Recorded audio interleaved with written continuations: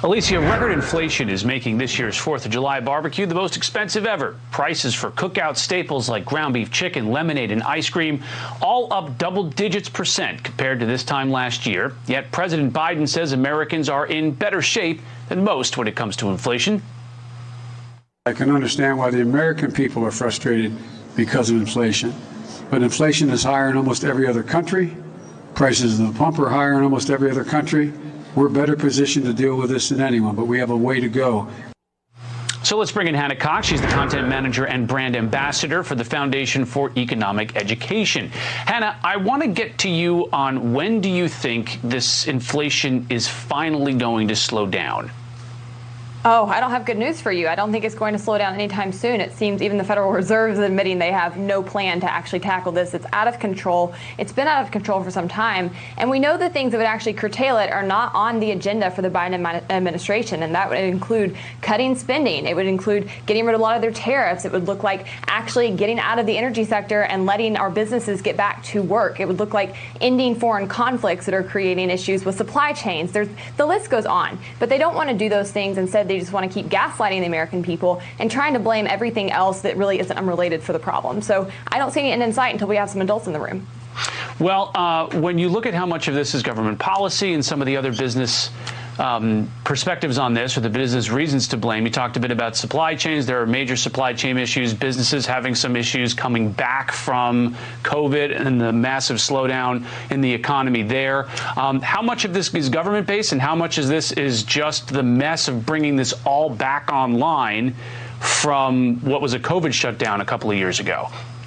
Well, I think they're linked, right? Because I don't think the economy would have shut down to the scale that it did without the government coming in and making people shut down. I think that we would have found smarter ways to approach the coronavirus. We already know that there were many people who were trying to do things early on that would have been far more effective than lockdowns and masking, but those were often prohibited by the FDA. And so we really got it all backwards. So that you have to look at what they did on that end first and foremost, and then couple that with how they've responded, which is pretty much just doing the exact opposite of what you'd actually want to do if you wanted to make sure we didn't get inflation. And it's not that this was unpredictable. There were people all the way back at the beginning of the pandemic that were saying this is going to lead to inflation. You know, Congressman Thomas Massie waving the red flag when they first started doing all the stimulus spending. So we knew that this is where this would go. And I think that you have to recognize at this point that these are policy choices, that most people in government right now, at least the people at the helm, care a lot more about getting their agenda done, a lot more about their pet projects than they actually do about the bottom line for American families.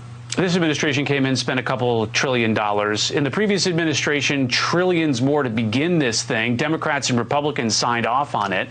Do you think there was an appropriate level of support here following or during the pandemic, or was it all needless and contributing to inflation?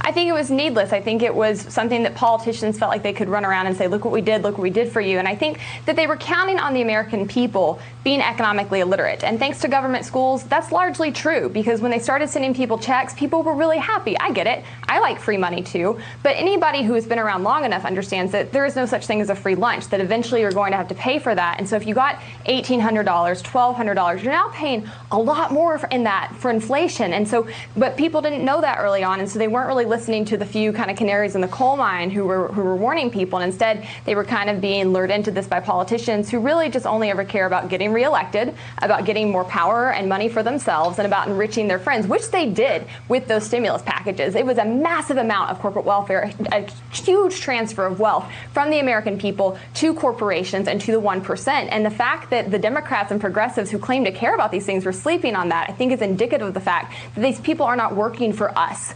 They are working for themselves, and they are working for their connected friends, and that's been evident all along in this crisis. So what does the Federal Reserve do here now? It has raised interest rates. It says it's going to raise them even further.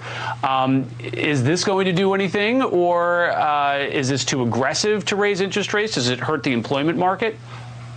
I think the best thing the Federal Reserve could do for all of us is to shut down, but I know that's not going to happen anytime soon. So I think that they're going to have a rough landing. I don't think that they actually have the ability to get ahead of this. I think that they're going to have to raise interest rates pretty substantially. I think we're in for a rough couple of years. I personally don't see a way that we avoid a depression at this point, or at least a very big recession. So I think there's a lot of concern. And at the end of the day, this is one reason that people in libertarian and conservative camps are constantly harping on things like the debt and the economy. And it's not because we just care about money, it's because we know that 1 + 1 = 2, and that when you don't pay attention to these things, ultimately, people are hurt. People can't get to work. People lose their jobs. They can't feed their kids. These things have real human consequences. And so it's time that we actually start really dedicating ourselves to caring about these economic issues and putting our foot down and telling politicians that they have to get out of the market.